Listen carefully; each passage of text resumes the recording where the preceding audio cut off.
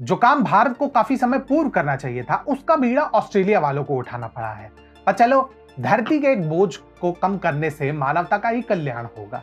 नमस्कार मित्रों, स्वागत है आपका टीएफआई पर और मैं अनिमेश पांडे आपको बताऊंगा कि क्यों कॉमनवेल्थ गेम्स का तिल तिल कर मरना भारत और वैश्विक खेल समुदाय के लिए बहुत ही हितकारी है और क्यों इसकी संभावना पर हमें चिंतित नहीं होना चाहिए। कुछ माह पूर्व विक्टोरिया के गवर्नर डेनियल एंड्रयूज ने गर्व से घोषणा की थी कि ऑस्ट्रेलिया में विक्टोरिया राज्य 2026 राष्ट्रमंडल खेलों की मेजबानी करेगा।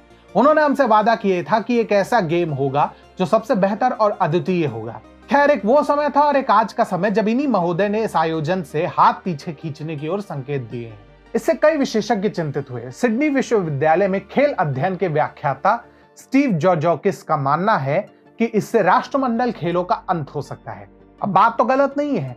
यदि राष्ट्रमंडल में सबसे अमीर देशों में से एक ऑस्ट्रेलिया खेलों की मेजबानी नहीं संभाल सकता, तो एक छोटे से पूर्व उपनिवेश को क्या उम्मीदें होंगी? ये एक वैध प्रश्न है, परंतु ये केवल लागत के बारे में नहीं है दोस्तों। विक्टोरिया के इस निर्णय के आलोचकों ने तुरंत कहा कि राज्य इस तरह के वैश्विक खेल आयोजनों में बदलाव का एक बड़ा हिस्सा उड़ा रहा है। वे फीफा महिला वर्ल्ड कप की भी सह मेजबानी कर रहे हैं, जो इसी गुरुवार से प्रारंभ हो रहा है और इसकी कीमत मिलियंस में है।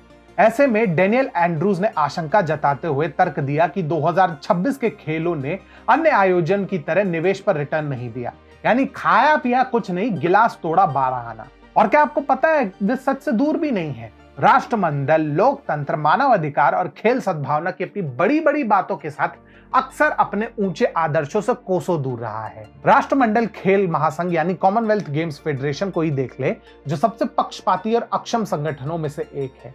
हाल के कुछ संस्करणों में भारत के प्रति इनकी घृणा स्पष्ट रूप से उजागर हुई है। यदि आयोजन में धांधली की ये प्रवृत्ति जारी रहती है, तो शायद अब समय आ गया कि भारत शालीनता पूर्वक राष्ट्रमंडल खेलों से बाहर हो जाए और आयोजन संस्था को उसकी सही जगह दिखाए। दिलचस्प बात यह है कि भारत एक बार प्रतियोगिता के सर्कस का एक अविश्वसनीय विकल्प लेकर भी आया था, एफ्रो एशियाई खेल। 2003 में उद्घाटन संस्करण में अपार संभावनाएं दिखी, परंतु अफसोस इस विचार को त्याग दिया गया। शायद अब समय आ गया कि इस पर पुनर्विचार किया जाए और खेल जगत में कुछ समझदारी वापस लाई जाए। जैसा कि हम राष्ट्रमंडल खेलों और उनके संदिग्ध आकर्षण को अलविदा कह रहे हैं, आइए इस आयोजन की त्रुटिपूर्ण प्रकृति पर विचार करने के लिए एक क्षण ले। विवादों के अपने लंबे इतिहास के साथ सीजीएफ अपनी क्षमता के अनुरूप प्रदर्शन करने में विफल रहा है।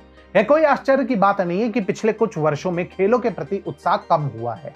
राष्ट्रमंडल खेलों ने कई लोगों को अपनी प्रतिभा दिखाने और अपने देश का प्रतिनिधित्व करने हेतु एक मंच प्रदान किया। हालांकि अब समय आ गया है कि वे इस तरह के मंच पर अपनी क्षमता बर्बाद करने के बजाय बेहतर मंच पर प्रदर्शन करने की अपनी क्षमता का उपयोग करें।